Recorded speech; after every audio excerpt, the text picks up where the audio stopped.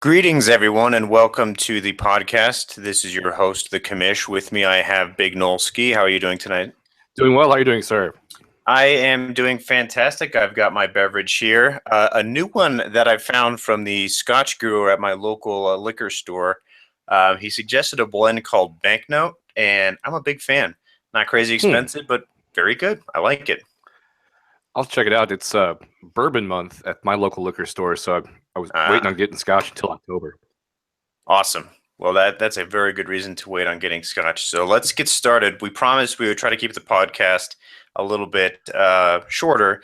So hopefully we'll be able to do that for you tonight. We're going to start off with the MVT, the most valuable team. And that goes to Josh, who burst onto the Mhcl scene hugely with a 208.6 week, and it was a monster. It beat Redneck's Delight, almost doubling their score. So congratulations, Josh. That came on the back of the MVP, D'Angelo Williams. D'Angelo Williams did a very good job. He rushed for 143 yards, 2 touchdowns. I mean, it was just a huge game for him. So 52 points for D'Angelo Williams contributed to the 208 points for Josh. Welcome to the Mile High Champions League, Josh. That's a heck of a way to start. Way to go. Indeed. And, as we were talking about before, if Carlos Hyde can stay healthy, he's a beast. And that was a beast of a week. So good job, Josh. Nice. Okay. Next, we're going to move on to the shithead of the week. This was a humorous bit Noel did last year. We're going to continue it this year, and I'm going to let Noel take it away. Who is the shithead of the week, week 1, Noel? It is the editorial staff of Oklahoma State's student newspaper called the Mhcl. Ta-da! Who just recently published an editorial demanding that Central Michigan University renounce their victory, the upset they got this weekend, which came with some questionable officiating. But, I mean, come on, you got beat by Central Michigan. And this is why, in particular, that they're the shithead of the week. Here's the headline that they ran. Editorial. CMU has a chance to prove its integrity. And here's some juicy bits from the actual editorial. And these are actual words. I'm not paraphrasing or anything. It doesn't take much in-depth searching to find Central Michigan University's core values on its website. The first one listed, integrity. It's the quality of being honest and having strong moral principles. And they go on. CMU has the opportunity to embody that. The play that quieted Boone Pickens Stadium should have never happened. They're referring to what should have been called out as intentional grounding, which should have ended the game. And they talk about the playbook, blah, blah, blah, blah, blah, and how, it just kind of keeps going. And this is kind of a fun, juicy part. That's easier said than done. The Chippewas would give up a win against a team from a Power 5 conference. They could give up an easy road to tallying a 12-0 record. It's not easy. But practice what you preach, Chippewas. And there's not much to it more than that, but, I mean, come on. You got beat by a school that you paid probably $2.5 million to come there and play you so you could get an easy win. They beat you on a technicality. And now you're writing in your newspaper that they should give up a victory on a specious call. So, congratulations. You did a great job. And the comments were not very good to Oklahoma State, talking about how Oklahoma was founded as a state that, stole land from not only Native Americans, but also stole land from law-abiding Americans who were following the rules, while other Oklahomans, or as they're known now, Sooners, stole land in front of them. So, good job. Way to go, folks. Yeah, let's applaud. That's some shitty stuff right there. They totally deserve to be shitheads of the week. Good research and all. That is, you really had to dig in to find some of those. You really got your hands dirty and shit this week. So thank you. That's a good way to kick off our shithead of the week. Thank you very much. Let's go into the week 1 reviews. Let's look at all these different games. Starting at the top here, we're just going to go down the box score list. It was Castle Black Knights Watch versus the Littleton Spartans. And surprise, surprise. Actually, no surprise at all. Brandon won. He won by a score of 182 to 152 on the back of a big game by Alex Smith, who did a very good job. C.J. Anderson, who proved that he's back into maybe not elite status, but 92 yards and a touchdown with some catches is certainly pretty good. And the back of the Texans D, which you called in last week's podcast, Noel, as being very good. The one that kind of I don't know, surprise me is the right word, but is I guess it kind of did because I don't really like AJ Green, but he did have 180 yards on a huge bomb from the Red Rocket and one touchdown, 41 points for him, led Brandon's team. He did a very good job.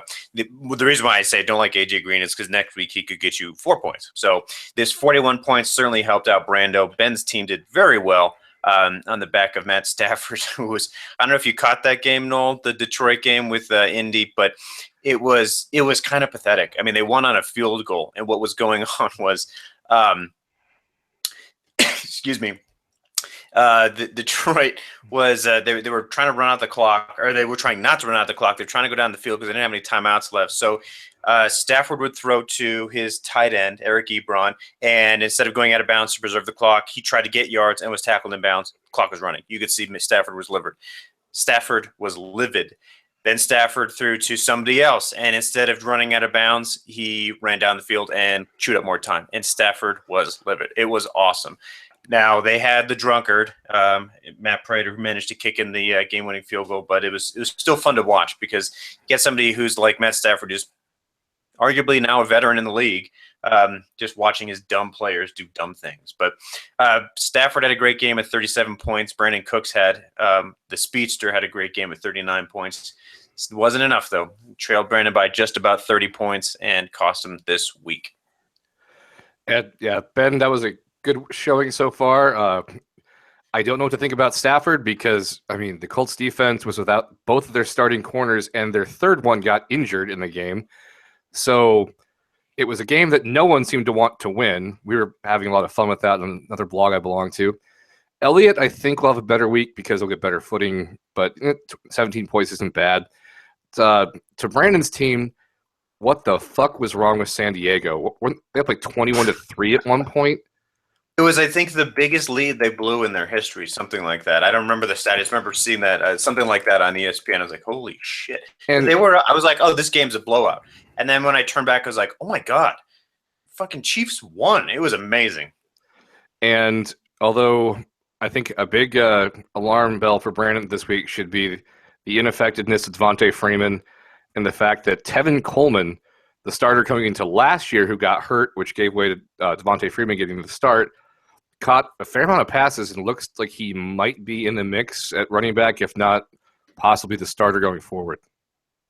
Yeah, he did look good. And this was kind of what we warned him about, potentially the regression of Devonta Freeman. But nevertheless, good job, Brandon. He's 1-0. He is atop of the Mountain Conference at 1-0. Ben is at the bottom of the Atlantic Conference, which arguably is the most difficult conference right now. Each one of the teams in the Atlantic Conference, Josh, Tyler, and Molly, all won except for Ben.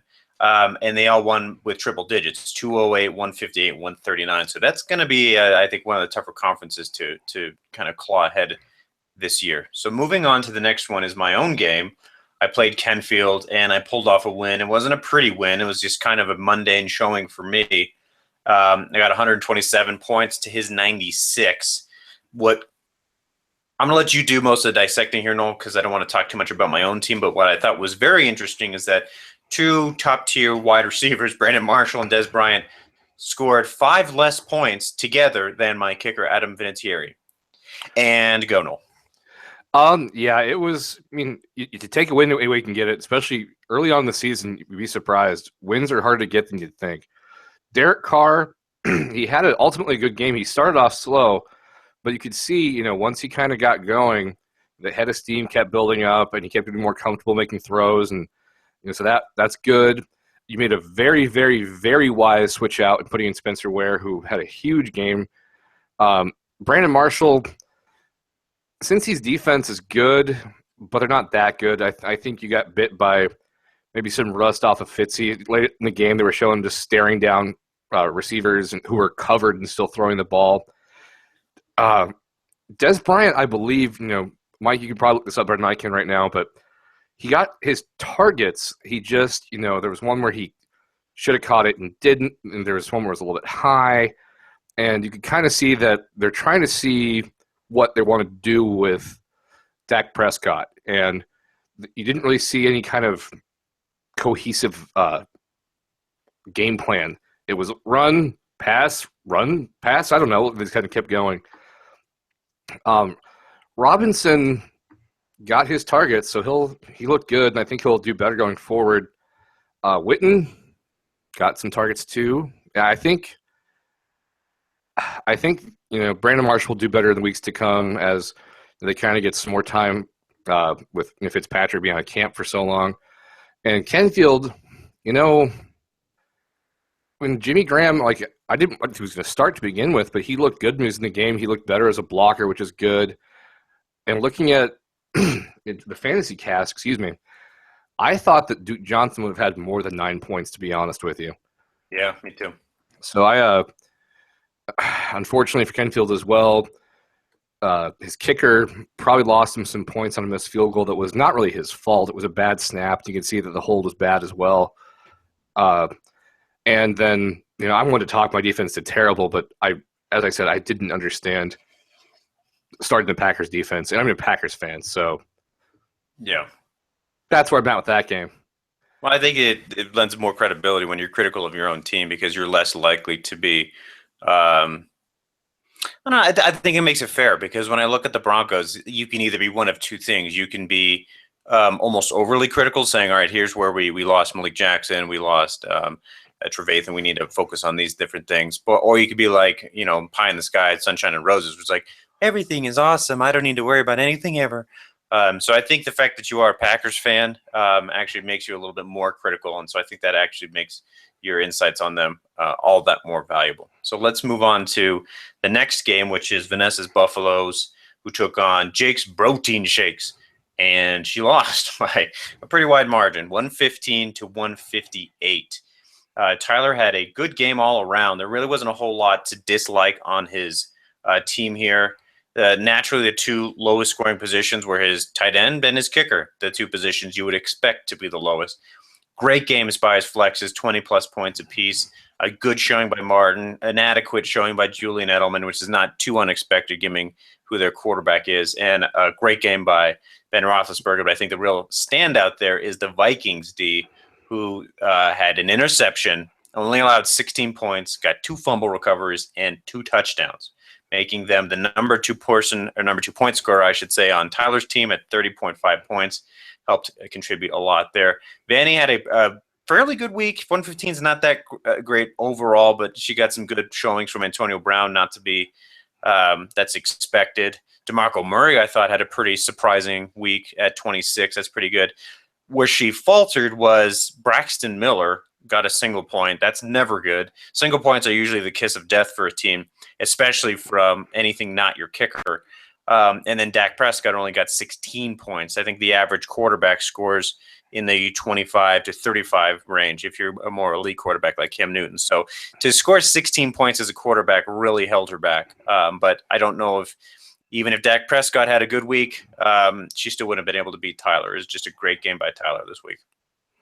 Indeed. And I do want to give Molly credit for Molly, sorry. Excuse me, Molly and Vanessa. Other Molly. I do want to give Vanessa credit for that's ballsy starting Dak Prescott, and basically if he would have had a touchdown, this would have been a good start. And it's a rookie. What is he, a 5th or he's a 4th round pick, I believe. He is a 4th round pick. Yep.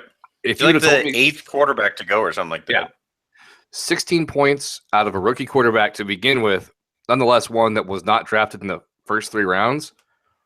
I would have not believed you at all, especially with even with the Giants having the worst defense last year. They spent a lot of money to get players, and the NFL is obviously a huge jump up from college. But yeah, this was a tough one for anyone to overcome. The Vikings defense was the Vikings offense in that game. The Vikings had no offensive touchdowns. 0. They got 2 touchdowns. And I believe their kicker was ended up being 3 of 5. Yeah, it wasn't a great game for them.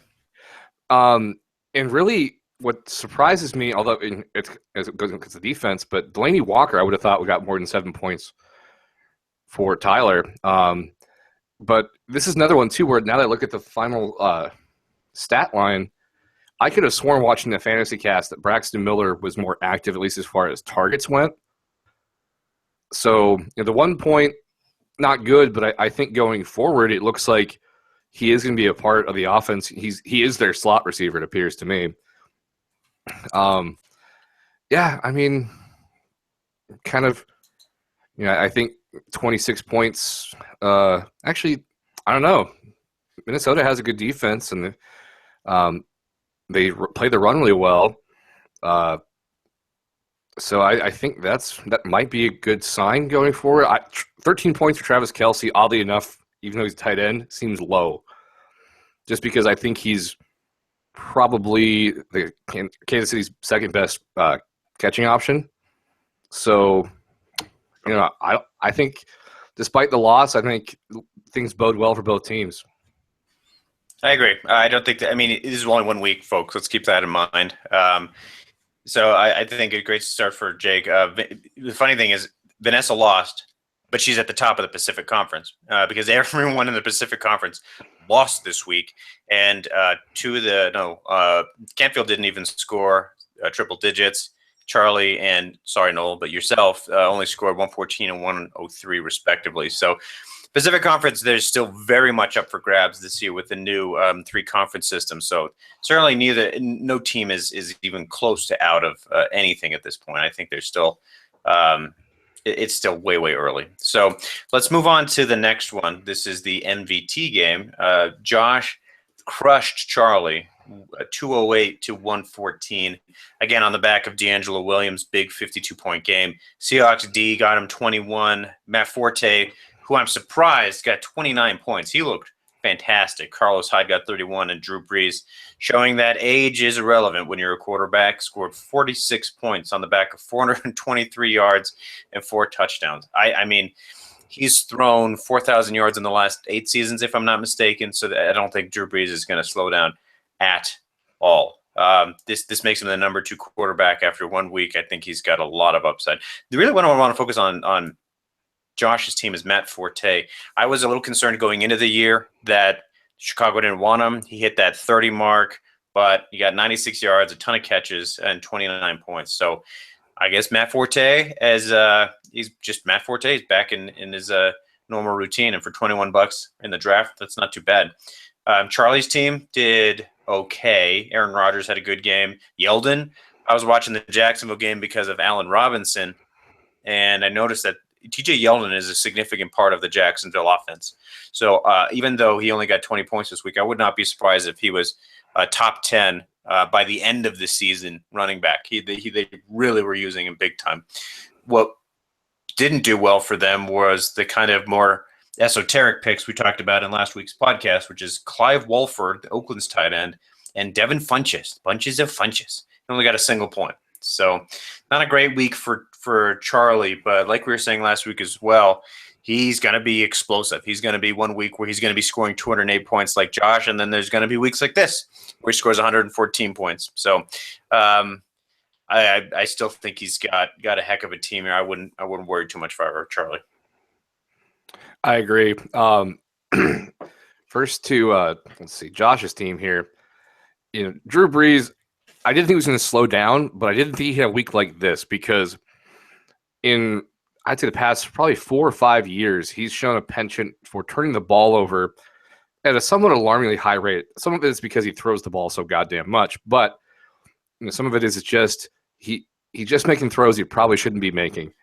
And that Oakland defense was supposed to be better, but then the more I looked at it, that 98-yard touchdown pass to Brandon Cooks is just a blaring example of what the receiver does well versus what the cornerback does very poorly.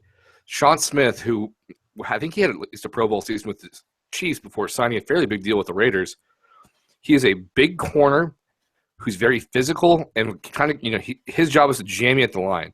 When he was playing in Kansas City, that worked because they got a lot of pressure. So he wasn't being asked to deal with speedster wide receivers. So when he tries to jam Brandon Cooks on that pass and fails, and Cooks just runs right by him, there's no way he's catching him. And that was where it was going, oh, that makes more sense. And also, in only the world of fantasy, with the Saints defense being so bad, Drew Brees is going to have to throw the football so much that this is going to happen. I should not have. Didn't bet against him, but I was not that high on him. That's my bad. Already said Carlos Hyde like that. 16 points was good for a wide receiver, but DeAndre Hopkins was like a major target last year. So I expect a little bit more than that. Martellus Bennett, 4 points, I guess kind of to be expected. But yeah, as you said, Matt Forte, I think that bodes well, although the way that Todd Bowles and the Jets call their defense, do a lot of blitzing from the outside. So it kind of makes sense that the running back kind of leaking out to the outside and the flat can kind of get targeted for a bunch of passes and do that. D'Angelo Williams, huge game. Rest of it, kicker, defense. Really, the Seahawks defense got 21 points? I wouldn't have thought that watching the game, but I got that wrong. Yeah, they didn't look like their normal Seahawks. And to Charlie's team now, Aaron Rodgers, the problem is you watch him play, and he's obviously great. He's just being asked to mask the deficiencies of that entire offense. They can't get a solid running game going. As a Packers fan, I don't like the way that McCarthy oftentimes calls. The play calls just kind of seem like he wants to call the same play calls until they work, as opposed to finding something where he can string together plays that work and kind of reacting. It's like, well, if you just ran that play right, it would work. That's not how the NFL is. That's not how a good coach does things. TJ Yeldon, yes. I think TJ Yeldon will be even better when Chris Ivory comes back, because he really is that change of pace back where Ivory will just pound up the middle and Yeldon has the speed to bounce outside and go fast and just break big plays. And Julio Jones, I didn't watch that game, but if you told me that Julio Jones against a terrible Tampa Bay defense would get 16 points, I would have laughed at you. Clive Walford, as you said, Devin Funchess, I'm surprised he got 1 point. I think he'll dwindle and go away, assuming that Kelvin Benjamin stays healthy. Michael Crabtree is going to have up and down, but that's fantasy, and I do like the Jets defense. I think they kind of got burned this week, and I think they'll make some adjustments. So I think Charlie's on the right track, and I think Josh has a stellar team. Agreed. I think Josh did very well. He had a very good draft. I would not be surprised if he makes a solid run at the Colorado Bowl this year. So that's a heck of a way to make an entrance into the MHCL. Let's go on to our next game, Molly versus Courtney. It was a pretty big blowout. It didn't really go too well for Courtney. Your commentary about starting Tyrod Taylor seemed to prove true. She was 0.5 points away from getting the Golden Bench Award, which is her bench outscores her starters. Demaryius Thomas, Danny Woodhead, Kelvin Benjamin, Jameis Winston, all on her bench, scored 94 points between the four of them. Just was not a good week for Courtney. Molly, on the other hand, had a good week. She scored the points she needed to win a game. She got 29 out of Cam. She got 31 out of David Johnson. The real stinker there is Gary Barnidge, which we talked about. He probably is going to regress heavily because he had, I think, a breakout year last year. I don't think he's going to be nearly as good as he was last year.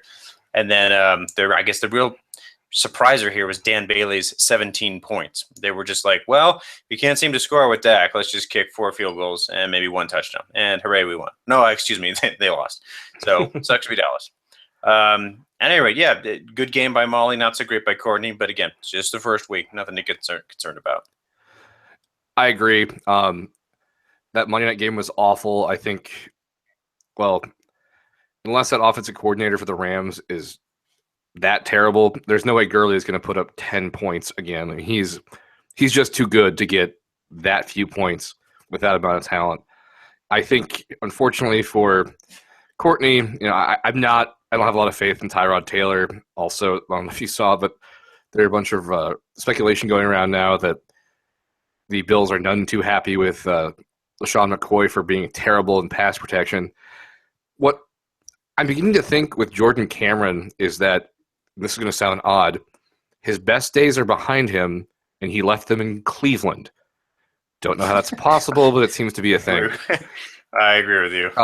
Gary Barnidge might actually see some upside because when he had some of his best games last year, it was with Josh McCown, who is now the starter because RG3 is a moron and thought he was Marion Motley and tried to run through a tackler rather than just go out of bounds.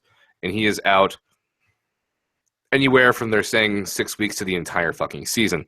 But yeah, this was, it was a tough week for Courtney. And I think she'll bounce back. I think it was even kind of a tough week for Molly because Cam Newton, he should be getting more than the amount of points he got that game just because he's not going to face the Broncos defense every week. And hopefully their offensive coordinator learns fucking something at some point and stops trying to get him killed. David Johnson had a good week, and they knew what they were going to get with David Johnson playing New England. Mike Williams finally steps up. Latavius Murray looks like he might see less touches, though. I don't know if you saw, they've got an undrafted rookie free agent who is just an absolute speedster who scored a huge touchdown that game. So who knows? No, I missed that. He's very fast. I think he was like a 30-something yard touchdown run. Wow. It was a glory of fantasy. Any week, any player. You never know what's going to happen. Let's move on to your game, Noel. I think it wasn't a shootout. Let's put it that way. It actually ended up being decided by less than 3 points, but even still, a win is a win. I think you know what? Let me let you take the lead on this one, and then I'll jump in at the end. Okay. As I said, I was expecting to lose, and I thought the margin was a bit high in the preview, and obviously I was proven right, but we went backwards, which is never a good thing. Russell Wilson, he started out slow last year. There's also speculation he's hurt now, but he's practicing. I think he'll play through it. I think they'll get better. Lamar Miller, very quietly at 30 points. Jordan Matthews, I wouldn't have thought to start. So having him on the bench and have a good game, I like that. I am not surprised that both of our tight ends between me and Larson added up to 2 points cumulatively. Although Jared Cook was targeted more towards the end of the game, so that gives me some confidence, but not a lot because we're playing Minnesota next week. But yeah, this was, to me though, here's how this game was decided. I think some of my players overachieved, but I think I should have lost by more because how does Adrian Peterson playing the Tennessee Titans, who I don't know a single defensive player on their team, score 6 points? That won't happen again. Idea. He 1.3 yards per carry, or excuse me, 1.63 yards per carry for him. It was just sad. As I talked about before, I'm expecting my team to start out slow because I've got some guys I'm kind of warehousing. But, I should have lost by more because 6 points is unbelievable for one of the best running back of his generation, but one of the best ever to do it, who's still actually running really well. It's not like he's old. That shouldn't happen. No, I agree. Yeah, first ballot Hall of Famer, 6 points. Fuck that. Yeah, that's it. The Raiders defense, I didn't think it was going to be good, but I didn't think they were going to get torched. I already talked about the whole Sean Smith thing. I think they'll be better going forward. They've got to learn how to play more possession football on offense to kind of complement the defense. But, despite, as I said in the text, I don't think Kirk Cousins, that last interception he threw was not an interception. It clearly hit the ground. But he'll dink and dunk his way and get Larson some good points. Peterson would better. Landry, I even had this fantasy cast open to this game, so 13 points surprises me there. Colby Fleener, I believe, got more targets. I think the fantasy cast screwed up. Had him give like a 58-yard catch at one point, which really surprised me, but they apparently called it back. LaShawn McCoy, I don't know, because does he go as Tyrod Taylor goes, or were they just keying on him and he'll get more in the next game? Amir Abdullah did not fumble, so good job there for him. Yeah, good job. And Justin Tucker, despite only having 9 points, is usually the best fantasy kicker in the game. Yes. Yes, I agree. Well, it was a good game. Well done, Larson. And let's move on to the week 2 preview. Looking at all these games, we're going to start with Larson again. We're going to look at the it's actually a preview of the Injured Nerd Bowl. Brandon and Larson are going to take on each other. And, the line has been pretty close. They have Larson ahead by 6.5 points. I think he made some good moves on the waiver wire this week. He picked up he dropped Keenan Allen, which always sucks to lose a player in the first week. It sucks to lose a player, but to lose one to IR on the first week sucks. At least he got Willie Snead, who was the number 3 wide receiver, scoring 34 points in the first week. It's always tough playing a New Orleans wide receiver because they, Drew Brees loves to throw the ball around. But even still, it was a great pickup. I like both sides here. This is going to be ones where I'm not going to plant a flag in the ground because I think either team could win. I think both of these guys are extremely talented picking their lineups and picking players. I don't think I want to be too bold as to say this guy's absolutely going to win. I see Brandon pulling ahead with big play if Devonta Freeman comes back, if he's not questionable. But he could also lose because A.J. Green could have one of those shit weeks. So you never know. I think that if somebody said, Mike, you have to pick a team, your life depends on it, I would pick Larson simply because I think there is less likelihood that his team would regress, his players would regress. He's got a little bit more consistency, but it's Brandon, and it's very hard to pick against Brandon in this league. True. This is the way I look at this matchup is, not to keep going with the word matchup, but it really is a battle of matchups. I mean, he's got Alex Smith, who is prototypical game manager, who somehow had a huge week last week, going up against Houston, which kind of does the things against him that he doesn't work well against. They get a pass rush. They guard the middle pretty well. I mean, they're suspect deep. Their safeties aren't very good. Their corners are okay. But Alex Smith isn't going to get the ball to them. He's going to want to get the ball kind of over the middle to Travis Kelce, or he's going to want to try and get stuff out to the side with the running backs and possibly kind of short hits to Jeremy Maclin. And those are things that Houston will defend well against. As for Kirk Cousins, he's playing a very, very, very and consistently mediocre Dallas defense. So he could have a very boring game but still put up 300 yards and end up having a good game as far as fantasy goes. Devonta Freeman versus Oakland, I don't know what to think about that one. I think LaShawn McCoy, despite the fact that Rex Ryan will pull out all of the stops to try and beat New York Jets, even though it could cost him his season entirely because he just is that bullheaded. You never know.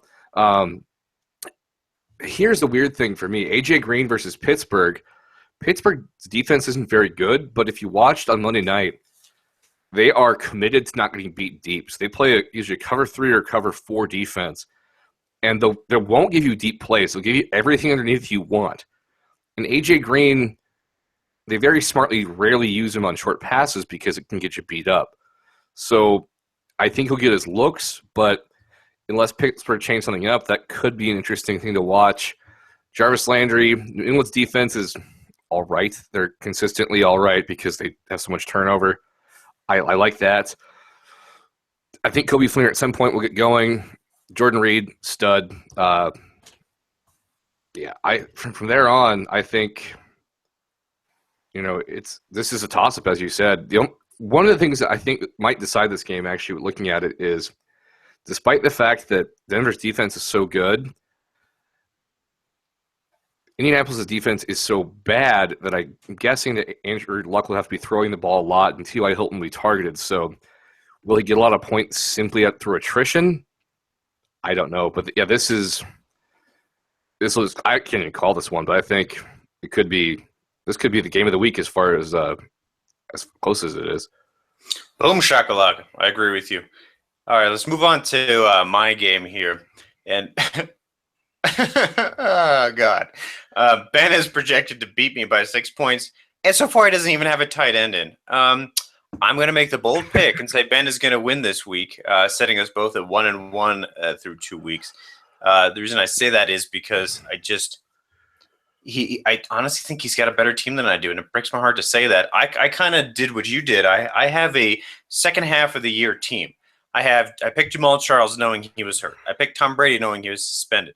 Now I have 2 running backs on my team, both of which are hurt, and both of which actually play for KC. So, fuck me, right?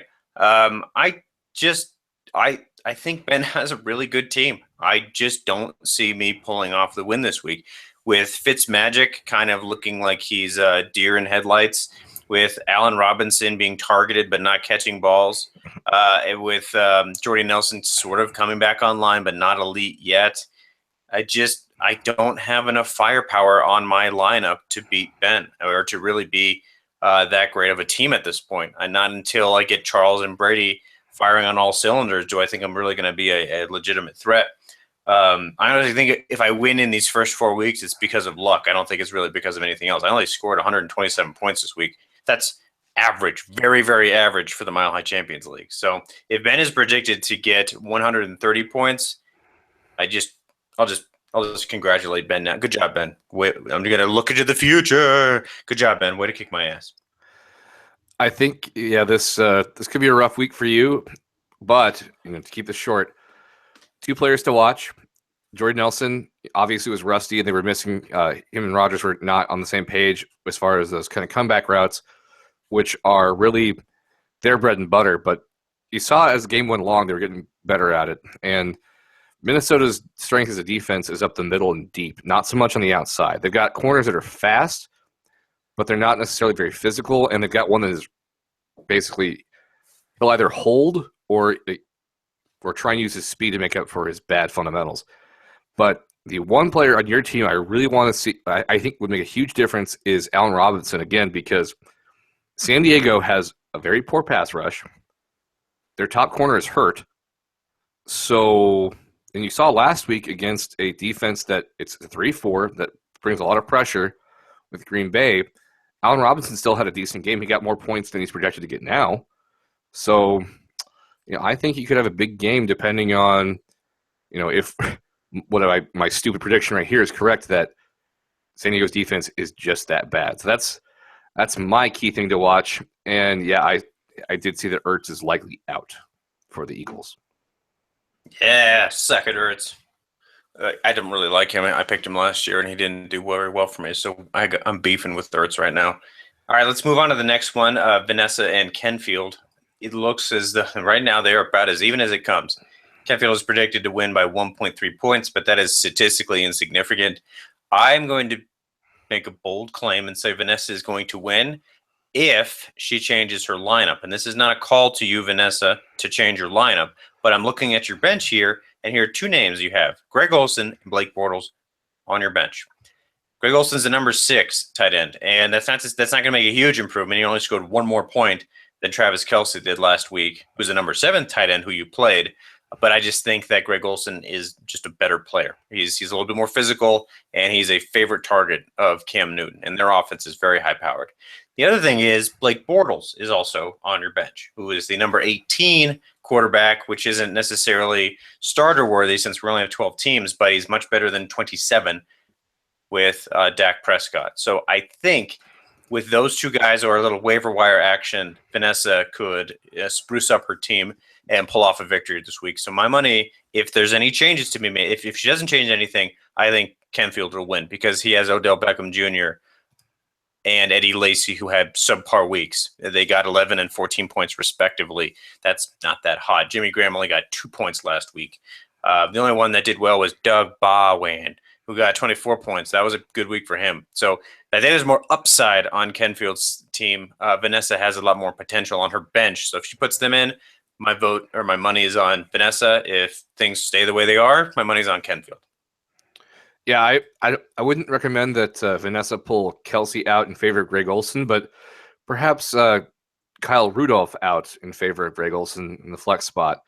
Just, well, I guess they're saying that it should be Sam Bradford starting this week, but when the Packers even played the Vikings last year, they kind of shut down Rudolph, even though Teddy Bridgewater can't throw the ball very far, so the tight end's appealing position. I'm with you. I think there's a lot of upside here for Kenfield as it is, although Duke Johnson, he might be that 12 projection might be correct because he's not getting the majority of the touches as the running back, but he is getting a fair amount of catches. Well, not a fair amount, but a significant amount of catches. Love Doug Baldwin. Jimmy Graham still working his way back. Although, unfortunately for the Seahawks and people like myself who own Seahawks players, the Rams seem content to beating the Seahawks once a year and then just dialing the rest of their season away. So it could be a rough week for Seahawks offensive players. As a Green Bay fan, hoping that Eddie Lacy has a better week. And other than that, I think, Antonio Brown, monster week. Dak Prescott against the Washington defense that I think, he, and this will help you out, Mike, as well with Jason Witten. They give up a lot of stuff underneath because they don't have a lot of athleticism at the linebacker position. As good as Josh Norman is, the rest of the defense is meh. So, close game, but I'm with you. I think, don't necessarily listen to us, but I think a change up in the lineup could help out Vanessa. Agree again. As our disclaimer, our often said disclaimer, don't take our advice. Do your own thing. This is just our musings more than anything else. All right, let's move on to Tyler and Josh's game. What I like about Tyler's team is he has 3 top 10 players on his team. However, I think Josh is going to win because he has 5 top 10 players on his team, and the other 3 on his starters are 22, 28, and 12 at their respective positions. One of them is DeAndre Hopkins, who is easily top 10, if not top 5. So Josh, honestly, I think Josh has the best team in the Mile High Champions League right now. I think that looking at everything that he has, it's the most explosive. It has the most upside, and I think he's going to take the win this week. I don't necessarily think that will always be the case because I think that as soon as Le'Veon Bell comes back, D'Angelo Williams is going to just fall off the planet like he did last year, unless he, obviously Bell gets hurt again. But I think that for now, watch out. I would not want to play Drew Brees. I would not want to play Josh's team while Le'Veon Bell is out because I think he's going to be pretty much unstoppable at this point just because he's got so much upside and so much firepower that he's just going to waste anyone who gets in his way. I agree. One of the things that looking at this matchup here is I don't necessarily like the top of Tyler's lineup, and I like the top of Josh's lineup, conversely. But then it flips around to the bottom. I don't think Roethlisberger will have a big week because Cincinnati and Pittsburgh absolutely hate each other. So this will be kind of a grudge match. I wouldn't be surprised if it's kind of a 13-10 kind of game. And the Steelers know that. They're probably going to keep the ball away from Andy Dalton. Drew Brees playing against, even if it's a retooled New York Giants defense, he'll be throwing the ball a lot. Carlos Hyde, not so sure against Carolina, but as we said, if he's healthy, he's a beast. Doug Martin against Arizona, that's a tougher matchup than he faced last week with a very porous Falcons defense. Arizona is a good defense. I like Edelman actually against Miami. DeAndre Hopkins against KC, like that as well. Delaney Walker against Detroit should be good. Martellus Bennett against Miami might be difficult, but this is where comes back for Tyler. Mark Cooper against a bad Atlanta defense. Check. Matt Forte will face a very angry Buffalo defense. It could be a little bit rough. D'Angelo Williams against Cincinnati, as I said, they're going to be both teams are going to be so up. You don't know if it's going to be much of an offensive game at all. Although he probably gets the nod over Ryan Matthews, who had an okay week last week. Vikings defense against Green Bay, probably have a good game. Seahawks against Los Angeles Rams, on the other hand, that should be a shit show. Kickers, who cares? But I could see this game actually being close, to be honest with you, if Roethlisberger and Martin struggle. But, I mean, I really think the bottom of his lineup, especially led by Cooper, could really make the difference for Tyler. Well, there you go. All right, let's move on to Molly versus Charlie. I think this is the blowout game of the week so far. Molly's projected to win by 37 points. I don't think that that's necessarily going to be the case. I don't think she might end up winning, but it may not be by 37 points. It just goes back to the fact that Julio Jones starts firing on all cylinders. If Charlie pulls Devin Funchess from his lineup, not entirely sure why he's in there. I think he could have a lot better week. I think Charlie's got a much better team than it actually looks on paper. I think they could have some upside, but they have to go against guys like Cam Newton and Latavius Murray. I think Molly will end up winning. I really do. I just don't think it's going to be by 37 points. I think she's going to score less than she's projected, and Charlie will score more than he is projected.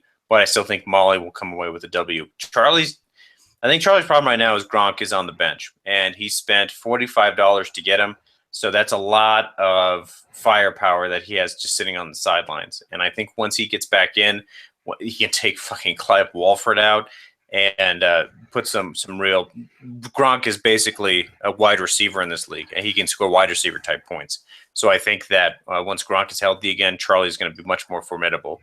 I don't think he's going to win this week, but I think Charlie's still going to make a solid run. Like you and I know, warehousing good players. I think Charlie's going to be a better team in the second half of this year than he is at the beginning. I agree. I think that Molly's got this one this week. As far as I'm looking at it, another reason why this isn't a good week for Charlie is you want to look at someone who's supposed to lose, projected to lose, and say, well, there's some upside here that could really kind of shine through. But the upside I see is Molly's roster. I think Cam Newton could have more than that 33, as where I think it's likely that Aaron Rodgers has less than his projected stat line. I think David Johnson has a very fatal matchup with a very porous Tampa Bay defense. TJ Yeldon, we'll see. If Chris Ivory's back, his workload could go down. Mike Evans, on the other hand, I'm not sure. It depends where they line him up. If you go against Patrick Peterson, he'll have a rough game. But if they move him around, he could have a good game. Barnage is the opposite of having the upside. I think Barnage will not even come close to 11.6. But the rest of it, apart from Giovanni Bernard, because once again, that Pittsburgh-Cincinnati game, I think will be very much a defensive game. But yeah, I agree with you. Charlie, just get rid of Devin Funchess, please. There's a reason he's called a tweener, even when he was at Michigan. He's not big enough to be a tight end. He's not fast enough to be a wide receiver. He just kind of happened to fall in with what Carolina does, and also a bunch of injuries.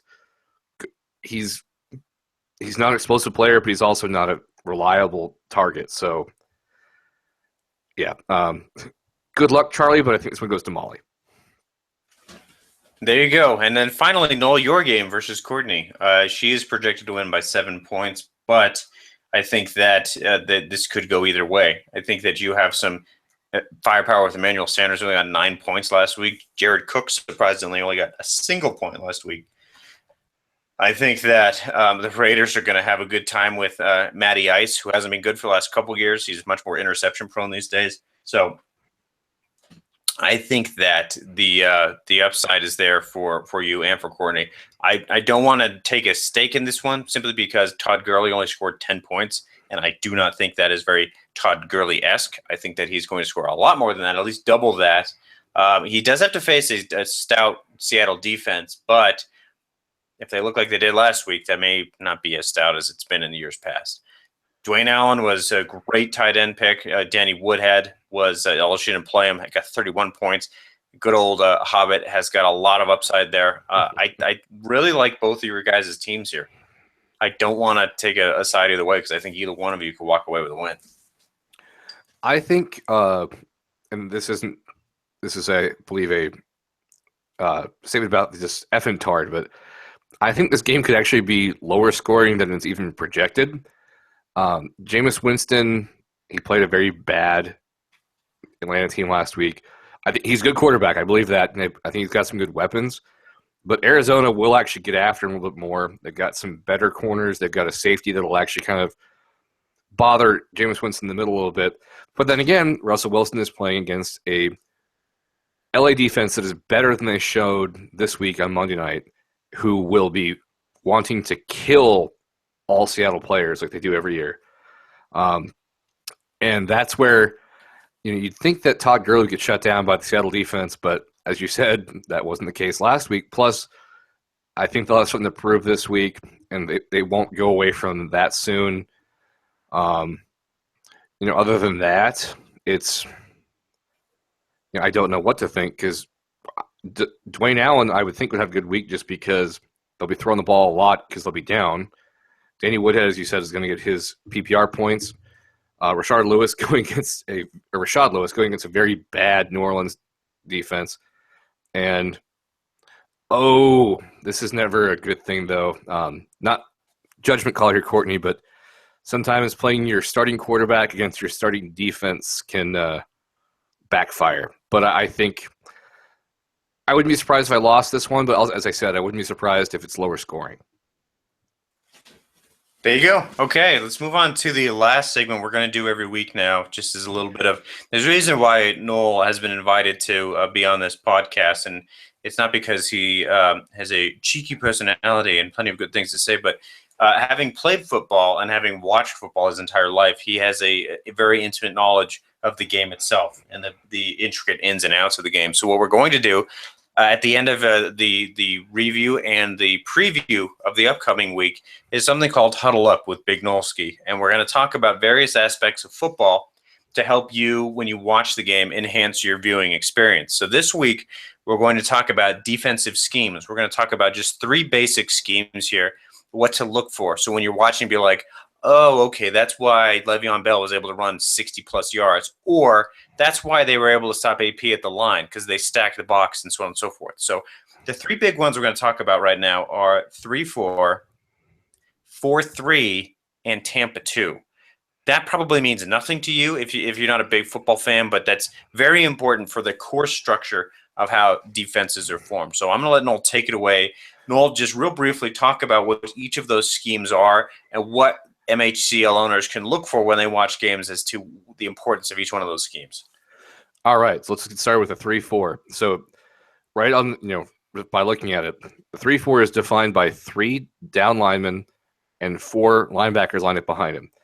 And what you'll see if you're watching your television a lot, not just apart from the lineup, you'll see this when they kind of announce lineup on television, is the down linemen are going to be denoted by a defensive end, a nose tackle listed as NT, and defensive tackle listed as DT. And oftentimes in the 3-4, especially in modern 3-4, you're going to see the defensive end kind of lined up a bit outside, usually the weak side tackle, the nose tackle lined up directly over the top of the center, and usually the defensive tackle is going to be lined up on the strong side. Forgive me on this. I believe it's the 3 technique in between the strong side defense or strong side offensive tackle and the strong side offensive guard. And then the key to the 3-4 is the linebackers. They have to be protected. They have to be fast. And I looked this up briefly tonight. A lot of what the 3-4 is about is having fast linebackers, in particular having a weak side linebacker who can just scream off the end and provide a pass rush. Bill Parcells is often credited with inventing the 3-4, which isn't quite true, but he utilized it a lot because he wanted Lawrence Taylor, rather than being involved in hitting a lineman each time and trying to work the run that way, to just use his speed and athleticism to just bury into the backfield every time. So that's the 3-4. The 4-3, as you can guess, is 4 down linemen and 3 linebackers. The 4-3 is more made popular, I guess a long time ago, really under Landry, where you usually have 2 tackles, 2 ends, and you have 3 linebackers. The 4-3, it's kind of hard to get into. The 4-3 is more common. A lot of teams use it, and this will kind of segue into the Tampa 2, which is a version of the 4-3. The Tampa 2 came into existence really in the mid-'90s with as teams were starting to get faster. You can kind of think of the Broncos with Terrell Davis, where they got smaller offensive linemen. In the early 90s, you had teams like Dallas where their linemen averaged 320 pounds apiece. So they were just huge guys just opening holes that way. Well, defenses got faster, offenses got faster, offenses started using more West Coast concepts, and Tampa 2 really was born because it requires a lot of speed, but it's also simple. in a Tampa 2, you've got, so it's 4-3, as I said. You've got two corners, which basically cut off from the line of scrimmage to about 10 to 15 yards deep along the sideline. Then you've got a middle linebacker that drops deep right over the middle. Your two safeties drop towards either sideline and take care of what's deep. And you have two linebackers that kind of take care of what we call the flat. And the key to Tampa 2 is to keep everything in front of the defense and to make sure that, whenever the ball comes out or the ball's handed off, everyone is running towards the ball and everyone is flying towards it. And with Tampa 2, it's one of the more boring defenses because this is where the whole bend, not break thing comes into play, where they'll give up a lot of dink and dunk stuff over the middle, but the weaknesses, which are down the middle deep and down the sideline, are kind of Mike knows the term better than I do. I could probably play Madden now, but there's kind of there's a wheel route where you hit the sideline, and it's really hard for the quarterback to make. But if they can hit that, it's good. But past that, it's great for running out the clock. And I was trying to research tonight what teams run the Tampa 2, and really the only team that does anymore is Dallas, but that's not really fair to say because every team that runs a 4-3, which is still the most prevalent defensive front in the NFL, runs some variant of Tampa 2.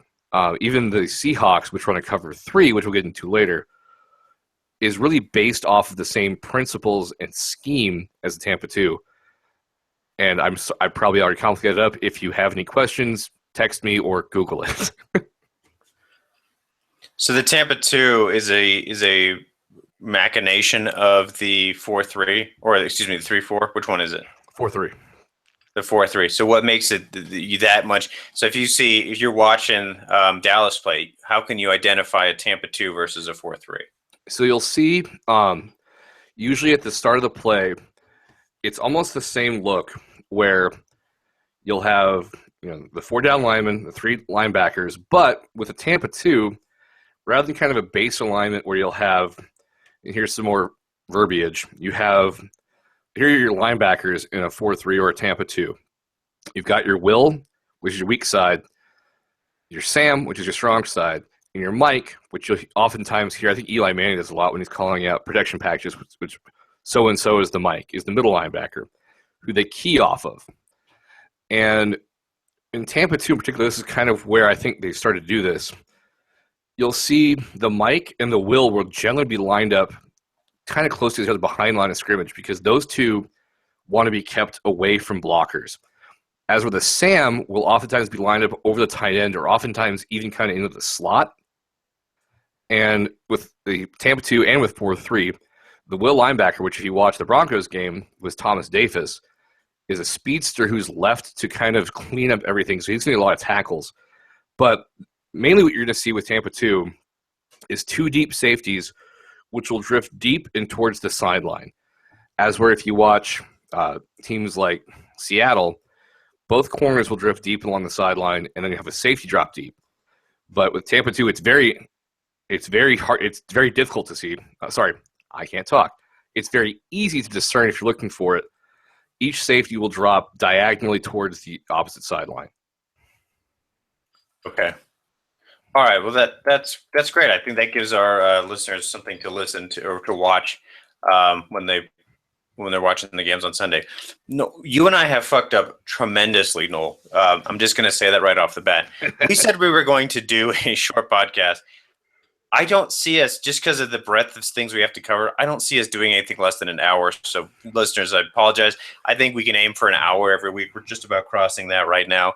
I think that covers quite a bit. You said something about a cover 3. Do you want to talk about that just briefly, and then we'll wrap up this week's podcast? Sure. Cover 3 is, as I said, it's rather than the corners kind of staying shallow, the corners play deep and play along the sideline. You have 1 deep safety. And the cover 3 it's really even more of a safe version of the Tampa 2. And you allow your strong safety and your linebackers to make more plays underneath. And that's, if you watch a Seattle game, just they'll show it to you. You got Earl Thomas basically patrolling the entire center of the field. You've got Richard Sherman and whoever the other corner is taking care of the sideline, forcing everything towards the sideline. And what they want to do is it's it's almost Tampa 2 on steroids. They want to force everything to the middle. And if you have the balls to go deep, they're going to make you pay. As we're with Tampa 2, if you go deep, they might beat you, but chances are that it's not going to happen very often. But with cover 3, it's rarely going to happen. So the Tampa 2 is a version of the 4-3, and really the cover 3 is kind of a version of the Tampa 2. Am I hearing you correctly? Correct. Especially what's going on now. I think that's a lot of teams running it now because Seattle was so successful with it. Gotcha. Okay. Well, Noel, again, you're awesome. Thank you so much for spending your Wednesday evening with us. I hope you didn't polish off your drink too quickly here. I still got a little bit myself. So, listeners, I wanted to thank you again for listening tonight. And anytime you have a chance to listen to us, we appreciate it. Plan on the podcast, a couple things. Plan on them being about an hour long, give or take. And then plan on them coming out Thursday evenings. I realize that given the length of time it takes for Noel and I to record these and edit and so on and so forth, it's just going to take. Unfortunately, my son will not allow me to commit that type of time on just Wednesday night. So I'm going to have to mix all this stuff up for you guys on Thursdays. So, 2 expectation setters. Expect about an hour-long podcast every week, give or take, and then expect them to be released on Thursday evenings. So that's about it. Noel, thank you again so much for joining us. I really appreciate your insights, and we will see you next week. Is there anything you'd like to add for this podcast, Noel? Not at all. I think, just one thing. I think we'll get better at trimming it down a little bit. I'll get less wordy, I promise. And thanks for listening. I really appreciate it. Awesome. I just took a drink of my scotch. I'm going to choke to end this podcast. So, all right. Thank you so much, Noel. I appreciate it. Thank you, everyone out there in Mile High Champions Land. Have a good night. Good night.